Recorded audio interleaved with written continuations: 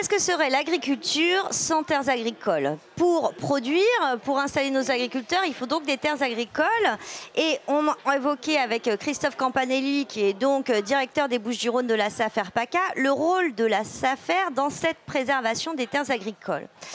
Mais il y a une action qu'on peut tous faire, nous, le grand public, pour contribuer en fait à reconquérir ce qui n'est plus des terres agricoles ou ce qui l'est encore, mais qui a été grignoté. Et ce sont des friches.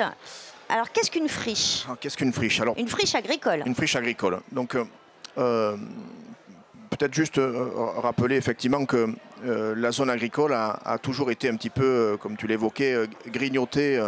Et a toujours été la part variable des autres zones. Ça veut dire que lorsqu'il a fallu construire de l'habitat, ça s'est fait sur de la zone agricole. Lorsqu'il a fallu créer des plateformes logistiques, des zones artisanales, etc. Tout ça s'est fait sur la zone agricole. Donc la zone agricole, au fil des années, a toujours été cette part variable et a fortement diminué depuis quelques années.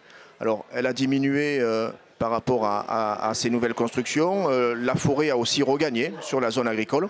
Mais on sait que la forêt, on l'aime beaucoup, la forêt, mais elle a tendance à grignoter. Exactement. Dès qu'on lui laisse un espace. La nature a horreur du vide et ouais. Effectivement, une parcelle qui n'est plus exploitée va vite s'enfricher. Donc le constat qu'on a fait, c'est que sur la zone agricole telle qu'elle était aujourd'hui, alors il y a la grande partie de la zone agricole est malgré tout cultivée, et heureusement, mais on a vu depuis quelques années un fort développement de parcelles en friche. Alors pour différentes raisons, certaines sont liées à ce qu'on peut appeler des friches spéculatives. Ça veut dire que les propriétaires ne cultivent pas leur terrain et espèrent qu'une chose, c'est que le document d'urbanisme, le plan local d'urbanisme évolue et que leur parcelle passe en zone à bâtir, et ça serait tout bénéfique pour eux.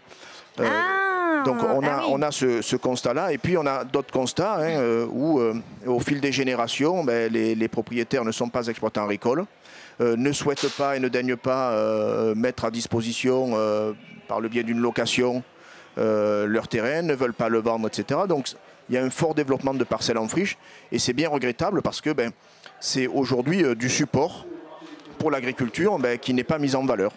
Donc la SAFER a souhaité créer un outil qui s'appelle Open Friche Map, qui est en fait une application que tout un chacun peut Fabien zoomer sur cette application, voilà. Sur ce petit flyer avec Open Friche Map. Alors, comment ça marche? Qu'est-ce que c'est? À quoi ça sert? Alors, Open Friche Map, comme je l'évoquais, c'est donc une application collaborative où tout un chacun, une fois avoir téléchargé cette application, peut, en se baladant sur le terrain, peut aller recenser lui-même les friches agricoles.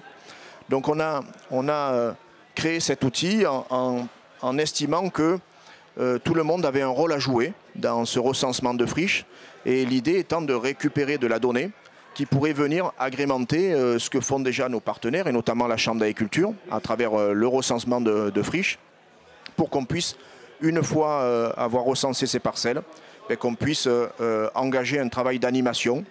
Alors comment on sait, quand c'est une friche agricole, comment on peut reconnaître une friche agricole? Alors, oui. Et puis, parce que c'est pas la friche agricole de quelqu'un? Alors si, c'est la friche agricole de quelqu'un. Donc, quand on télécharge cette application, donc vous avez différentes déclinaisons de ce qu'est une friche. Ça peut être une friche herbacée, une friche arborée, etc. Donc je vous invite à télécharger d'ailleurs l'application et aller voir un petit peu comment ça se passe.